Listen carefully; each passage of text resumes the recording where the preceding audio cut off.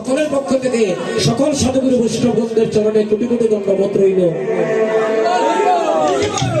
আপনারা কৃপা করে এসেছে, আপনারা কৃপা করে তাদের কীর্তনটাকে পূর্ণ করে দিয়ে যাবে। তো আজকে কি হয়েছে জানেন?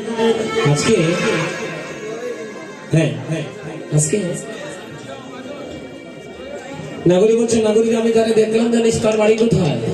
তার বাড়ি হচ্ছে আমাদের সিলেটে ঢাকা দক্ষিণে, আমাদের সিলেটের ছেলে।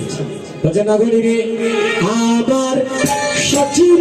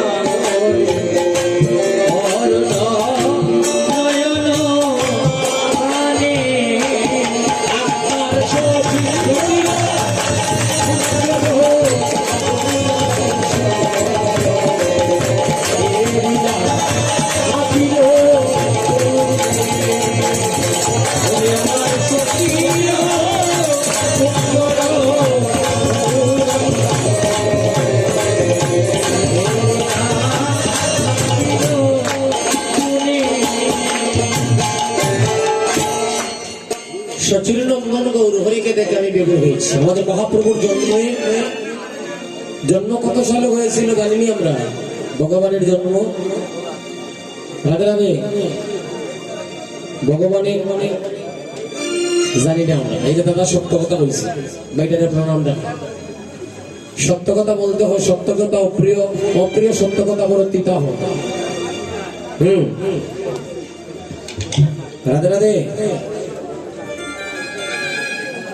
ভগবান জন্ম নিয়েছে 1486 খ্রিস্টাব্দ, আনুমানিক 550 বছর আগে নবদ্বীপের উদয়গিরি নামক স্থানে সচিমাতার গর্ভ সিন্ধু আলোকিত করে নবদ্বীপের উদয়গিরি নদিয়া 3 মাস পর্যন্ত ছিলেন মাতৃগর্ভে আমাদের সিলেটে ঢাকা দক্ষিণে।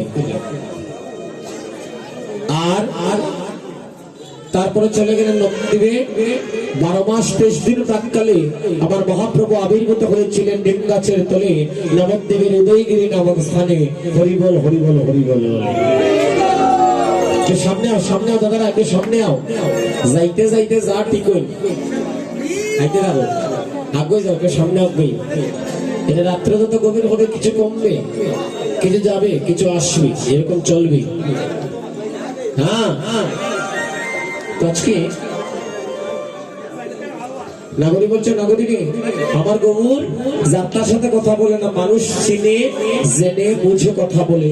বলছে কেমন মানুষ সে যে যুবতী দেখিয়া আসিয়া আসিয়া রসময়